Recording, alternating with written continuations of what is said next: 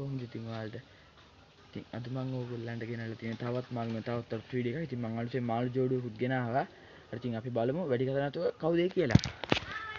හරි. මෙන්න මේකට තමයි මම දාන්න යන්නේ. අපේ මාළු ජෝඩුව ඉන්නවා.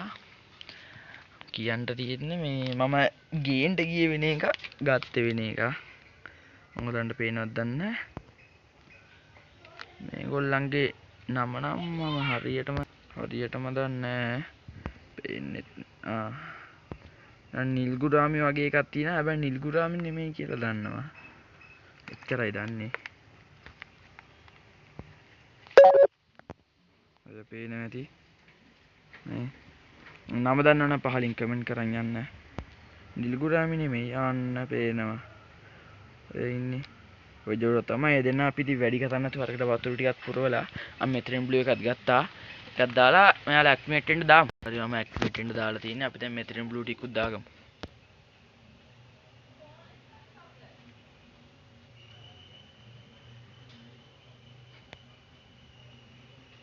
ඔන්න දාගත්ත මෙතනින් බ්ලූ එකත්. ඒක පොඩ්ඩක් කලර් ගන්නටත් ඕනේ.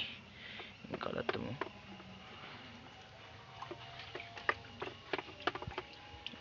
කැලැත්තුවා එතන පොඩ්ඩක් හිටුණා. හරි අපි මෙයාලා විනාඩි 15ක විතර තියලා බලමු. හරි දැන් විනාඩි 15ක විතර නම් අපි දැන් පැකට් එක ඇල්ලලා මෙයාලව දාගමු. හරි මම දැලට අල්ලලා තින්නේ. ඔයගලන්ට පේනවද දන්නේ නැහැ. එච්චර ක්වොලිටි නෑ. හරි අපි දැන් මෙයාලා මේකට දාගමු. හරි ඔයගලන්ට පේනවා ඇති.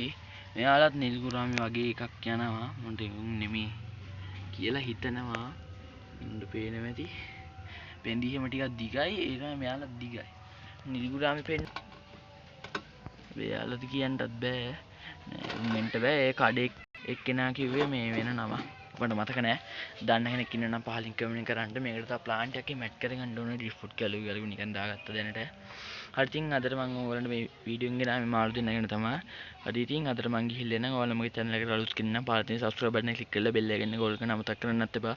දැන් තවත් වීඩියෝ එකකින් හමු. ඔයගොල්ලෝ සුබ